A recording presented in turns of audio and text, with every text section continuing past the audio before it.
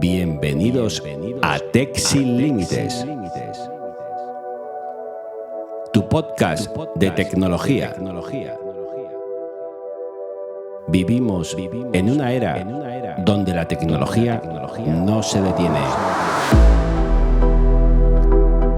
Cada semana analizamos lo que viene, lo que cambia y lo que transforma tu día a día. Esto es Tech Sin Límites. Muy buenas, bienvenido o bienvenida a Tech Sin Límites. Hoy es 7 de febrero de 2026 y estás escuchando ya el episodio número 4 de esta segunda temporada. Gracias por estar ahí una vez más al otro lado, dedicando este rato a algo que nos une bastante. Entender la tecnología un poco más allá del titular rápido, del hype y del ruido que hay ahí fuera. Porque al final, entre tanto anuncio, tanta filtración y tanto titular, lo realmente importante es entender qué merece la pena y qué no. Qué es tendencia real y qué es solo ruido pasajero. Aquí venimos a poner las cosas en su sitio, a mirar con perspectiva y a quedarnos con lo que de verdad importa. Así que, ahora sí, ¡empezamos!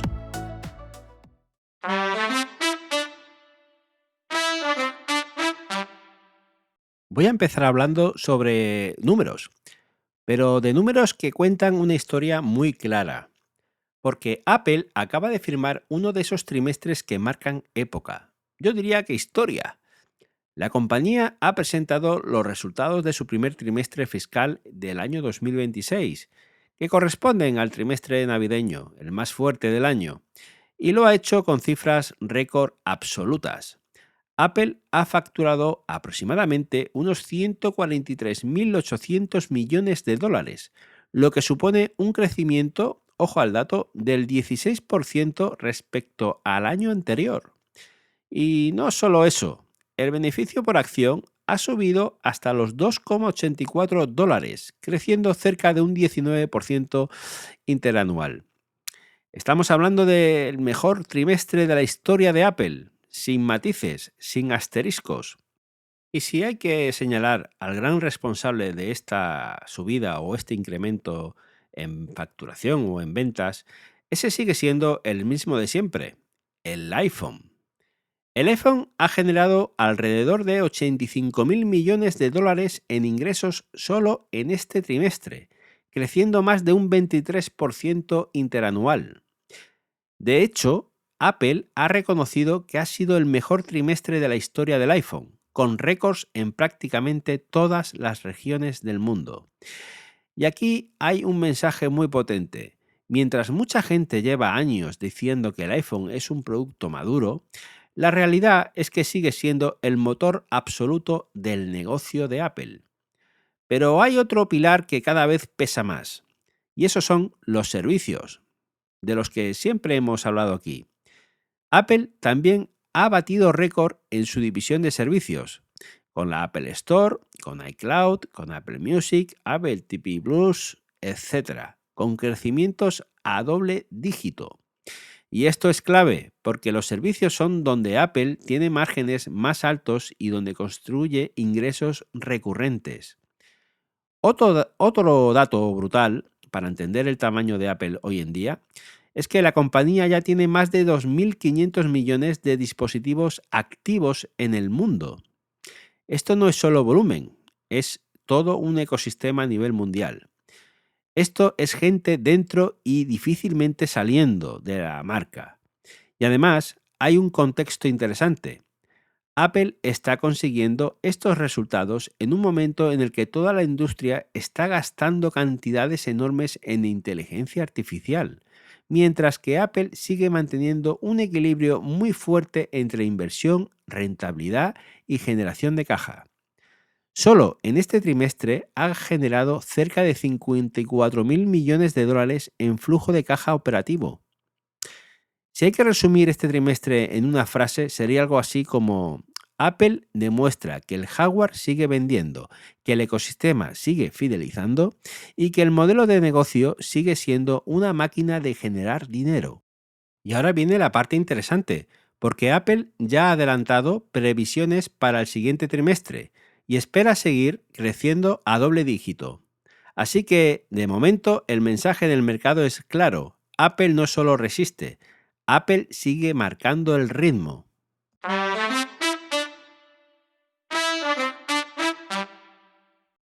Y ahora vamos a hablar de un tema de esos que llevan años ya sonando y persiguiendo mucho a la marca de Apple, pero que en estas últimas semanas ha vuelto con bastante fuerza, y me refiero al iPhone plegable.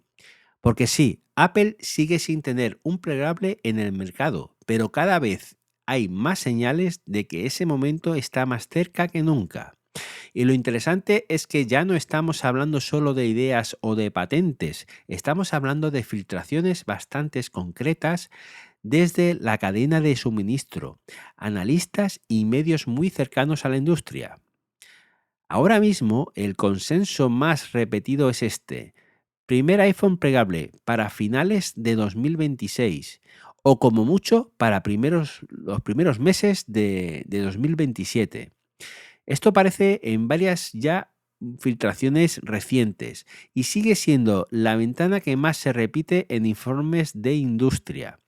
Incluso algunos rumores hablan de que Apple podría alinearlo con la generación del iPhone 18, lo que encajaría bastante con su calendario de producto.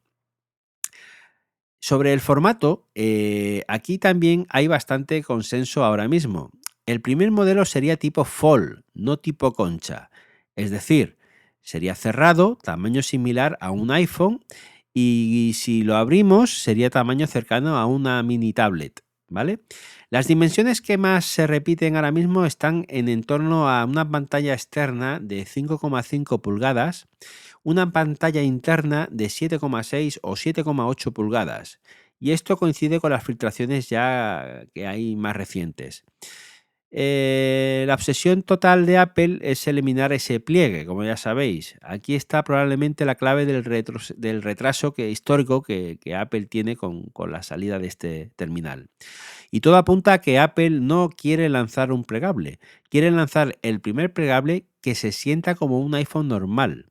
Y eso significa que tendrá seguramente una bisagra ultra refinada, un vidrio ultra fino más resistente. Todos conocemos los problemas que ha tenido Samsung con sus teléfonos tipo concha o con los teléfonos tipo Fold. Y quiere una mínima marca visible en la zona del pliegue, cosa que eso sigue ocurriendo hoy en día en todos los teléfonos. Porque ese ha sido el gran problema de los plegables actuales. ¿Quién haría las pantallas? Pues seguramente sea Samsung y seguirá siendo clave para Apple, Samsung. Según filtraciones de cadena de suministro, Samsung sería el proveedor principal de pantallas OLED plegables. Y tiene sentido, porque Samsung ya lleva años refinando esa tecnología y ahora mismo sigue siendo quien tiene la mayor ventana o ventaja en paneles flexibles. El hardware, pues sería un enfoque muy de Apple. Las filtraciones más recientes hablan de algo curioso. El plegable no sería un iPhone más potente en cámaras. Podría montar posiblemente una cámara principal estilo modelos del Pro, un ultra angular seguramente también lleve, pero sin un teleobjetivo avanzado.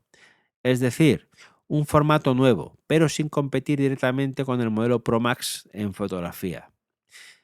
Y si hablamos de la batería, pues la batería podría ser la mayor jamás en un iPhone. Eso sí, aquí hay un rumor bastante potente, porque se habla de baterías entre 5.000 y hasta cerca de los 5.800 miliamperios.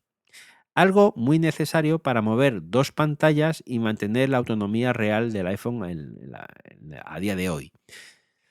Seguramente también llevaría un Touch ID y sería porque ya dicen los rumores que no llevaría una cámara tipo Face ID en el teléfono. Por lo tanto, ese notch también desaparecería. Sobre los precios, pues aquí tampoco hay muchas dudas. La mayoría de estimaciones sitúan el dispositivo entre unos 2.000 euros en adelante, entre 2.000 y 2.500 euros. Y la estrategia de Apple pues sería llegar, no serían los primeros, pero quieren hacerlo haciéndolo como Dios manda. porque lo que hasta ahora ha habido pues han sido teléfonos que sí, que son muy bonitos, muy entretenidos, te llaman la atención, pero que al cabo de unos meses terminan rompiéndose por la parte esa famosa del pliegue de la pantalla. Y aquí está la gran pregunta, ¿será el siguiente gran salto del iPhone o será un producto premium de nicho como lo fue el primer Watch Ultra o Vision Pro? Porque si Apple consigue hacer un plegable que se sienta como un iPhone normal, pues puede cambiar el mercado entero. Así que durante años el plegable ha sido la próxima gran cosa, pero ahora por primera vez parece que Apple está realmente cerca. Y cuando Apple entra en una categoría normalmente no entra para participar, entra para redefinirla, como siempre ha hecho.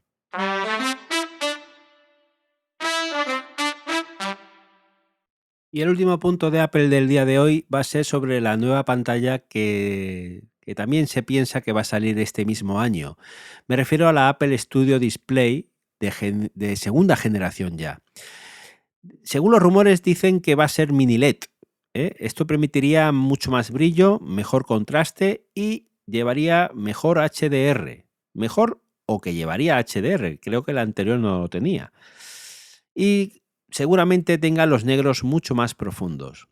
Y esto tiene mucho sentido porque Apple ya usa mini LED en otros productos profesionales, como puede ser el caso de los iPad Pro de última generación, los M5. La frecuencia de refresco, pues por fin daría un salto serio. Se habla sobre que llevarían, por supuesto, ProMotion, pero hasta los 120 hercios, o al menos 90 también se ha llegado a decir que llevaría 90 hercios. Eso ya hace mucho más de los 60 hercios actuales. Sobre el chip, pues el chip que llevaría la Apple Studio Display sería el chip A19 o A19 Pro. Eso va a mejorar bastante para lo que es la pantalla. Mejoraría la parte de la cámara, del audio espacial, del procesamiento interno y otras funciones inteligentes que la pantalla actualmente ya tiene. ¿Qué conectividad llevaría la pantalla? Pues seguramente llevaría ya Thunderbolt 5. El brillo sería en torno a los 1000 o 1600 nits. El panel sería un 5K tipo mini LED, como hemos dicho, y de 27 pulgadas. O sea, el tamaño se mantendrá. Y por supuesto la cámara mejorada con la Center Stage que actualmente tiene y de que tantos problemas ha dado a lo largo de este tiempo por su poca calidad. ¿Podría haber más tamaños? Pues eso todavía es rumor y es un rumor más débil, pero interesante. Algunas filtraciones hablan de que Apple podría explorar también una versión más grande de 32 pulgadas para diferenciar mejor las gamas profesionales. ¿Qué más puedo deciros? Pues que la Studio Display fue en su momento fue un regreso de Apple al mundo de los monitores, porque durante mucho tiempo dejó de trabajarlo y hace ya 4 años decidió volver a salir con la Studio Display y la verdad, las ventas han sido buenas. Sí es verdad que ha sido un monitor caro para las capacidades técnicas que tenía, pero sí de muy buena calidad. Y en su gama, pues podría decir que es la mejor. Porque si Apple consigue combinar el mini LED a alta tasa de refresco y su integración total con macOS, pues puede volver a colocar su monitor como referencia dentro del ecosistema creativo profesional.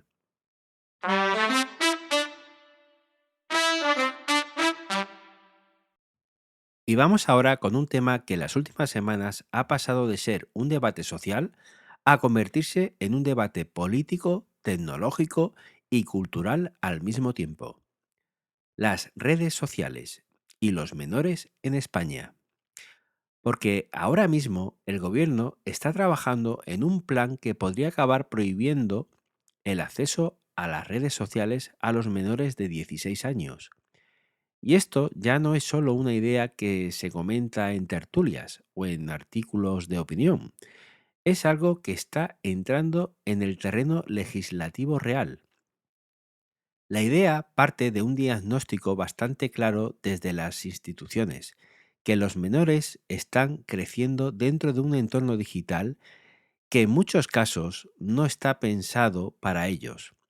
Un entorno donde conviven el entretenimiento, la información, pero también el odio, la desinformación, el contenido sexual o la manipulación a través de algoritmos diseñados para encargar, para retener atención y para mantener a la gente dentro de la plataforma el máximo tiempo posible.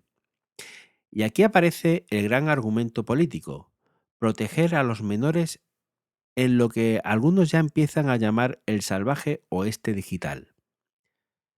Pero este debate no nace de la nada. En los últimos años, diferentes estudios han empezado a señalar un aumento claro en el tiempo de uso de redes sociales entre adolescentes, pero también un aumento en problemas asociados: ansiedad, presión social, exposición al contenido extremo o una dependencia cada vez mayor del reconocimiento digital. Y esto ha hecho que el foco pase de las redes son parte del ocio a las redes pueden ser un entorno de riesgo si no hay límites claros. Lo interesante es que España no estaría sola en este camino, porque Australia ya ha avanzado en esa dirección. Francia también está estudiando medidas y dentro de Europa hay un movimiento bastante claro hacia una regulación más dura del acceso de menores a las redes sociales. De hecho, en muchos países europeos se está empezando a hablar de las redes sociales no solo como plataformas tecnológicas, sino como la infraestructura social con impacto real en la salud pública, en la educación y en la convivencia digital. Pero claro, aquí llega la parte complicada, porque una cosa es querer hacerlo y otra muy distinta es poder hacerlo de verdad. Ahora mismo, uno de los grandes problemas es tecnológico. No existe todavía un sistema de verificación de edad que sea fiable, que sea seguro y que al mismo tiempo respete la privacidad del usuario. Y esto abre un debate enorme. Si para demostrar que eres mayor de edad necesitas de más datos personales, ¿hasta qué punto estamos creando un sistema de vigilancia digital? Además, muchos expertos dicen que prohibir el acceso puede tener un valor simbólico, pero que aplicarlo en la práctica puede ser extremadamente difícil, porque Internet no entiende de fronteras y porque los menores, si algo han demostrado siempre, es que aprenden muy rápido a saltarse barreras tecnológicas, a usar VPNs, a crear cuentas alternativas o simplemente a moverse a plataformas menos reguladas. Y luego está el otro gran frente, el choque con las grandes tecnológicas, porque las plataformas no ven con buenos ojos ese tipo de regulaciones. Y aquí el conflicto es bastante claro. Los gobiernos hablan de protección del menor y las plataformas hablan de privacidad, de libertad digital y también de la dificultad real de aplicar controles tan estrictos a escala global. Porque para una plataforma global, aplicar una norma distinta en cada país es prácticamente complejo y económicamente muy caro. Pero quizá la pregunta más interesante no es si va a prohibir o no. La pregunta es otra. ¿Se puede proteger a los menores sin cambiar completamente Internet tal y como lo conocemos? ¿Se puede verificar la edad sin crear sistemas masivos de control digital? ¿La solución es prohibir el acceso o es educar mejor en el uso de la tecnología? Y la última, ¿estamos preparados como sociedad para asumir cualquiera de esas decisiones? Porque de la sensación de que estamos entrando en una fase en la que el debate sobre las redes sociales ya no gira solo en torno a cuánto tiempo pasamos en ellas, sino en torno a quién debe controlarlas, cómo deben regularse y hasta dónde debe llegar el Estado dentro del entorno digital. Y esto conecta con algo más grande, porque lo que está en juego no es solo el uso de redes sociales, lo que está en juego es cómo queremos que sea Internet dentro de 10 años. ¿La queremos más abierta? ¿Lo queremos más regulado? ¿Más protegido? ¿O más controlado? Y si esta regulación avanza, pues España podría convertirse en uno de los países que marque el camino para el resto de Europa. Y eso puede cambiar mucho más que el uso de las redes sociales. Puede cambiar cómo entendemos Internet en tus próximos años.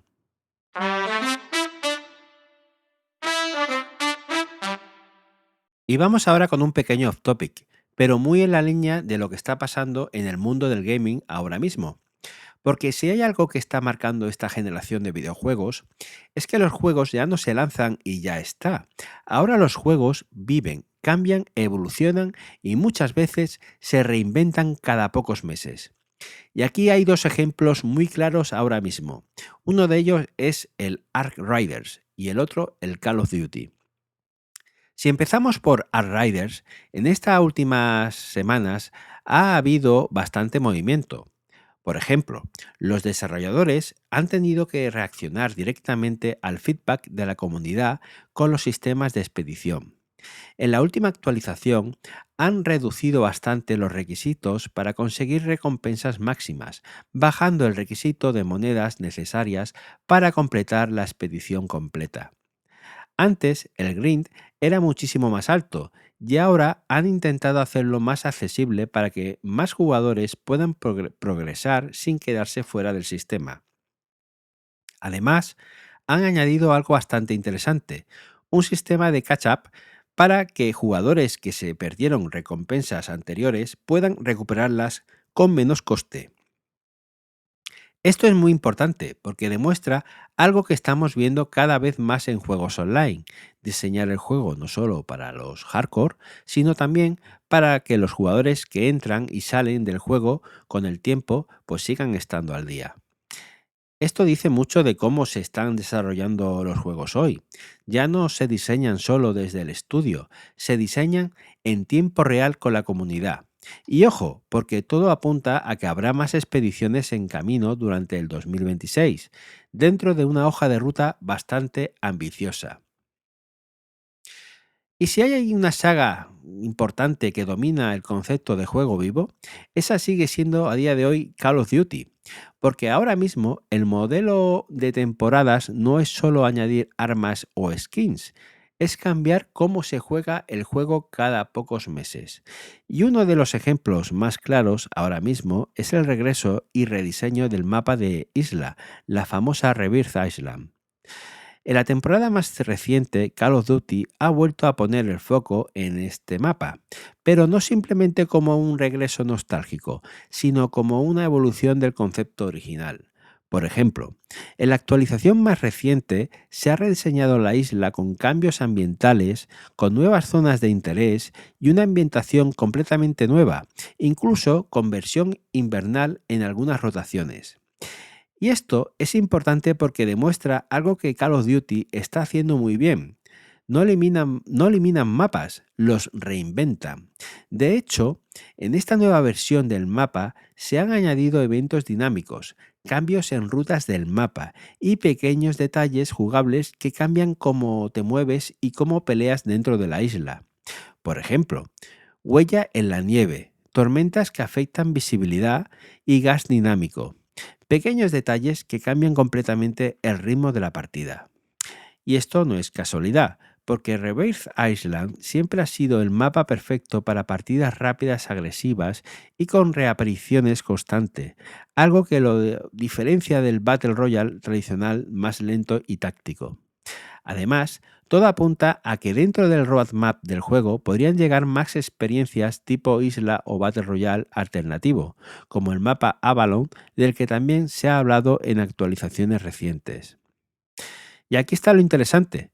Call of Duty ha entendido algo muy bien. Los jugadores no quieren solo mapas nuevos, quieren mapas conocidos, pero que se sientan nuevos. Y ese equilibrio entra en nostalgia y evolución, es probablemente lo que mantiene viva la saga después de tantos años. Porque hoy en día los mapas ya no son escenarios, son plataformas vivas cambian con la temporada, cambian con el meta, cambian con cómo jugamos. Y Rebirth Island es el ejemplo perfecto de eso.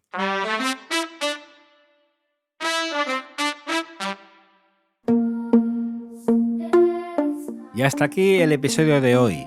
Gracias de verdad por estar ahí al otro lado, por dedicar este rato a escuchar, a pensar y a seguir disfrutando de la tecnología con curiosidad, pero también con criterio. Si te ha gustado el episodio, ya sabes, compártelo, recomiéndalo o simplemente vuelve la semana que viene, que aquí seguiremos analizando todo lo que se mueve en este mundo que cambia cada día. Cuídate mucho y nos escuchamos en el próximo episodio de Tech Sin Límites.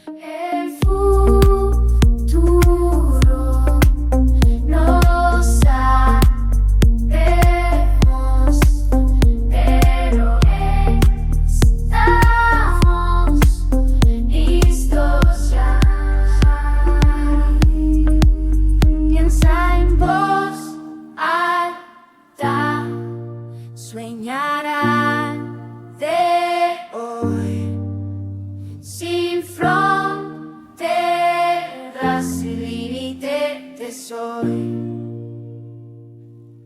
Sin límites.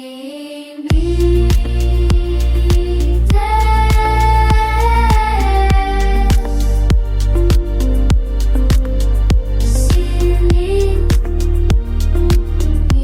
límites soy. Sin límites.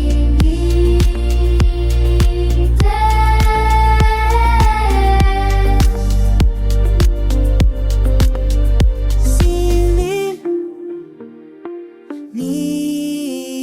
límites.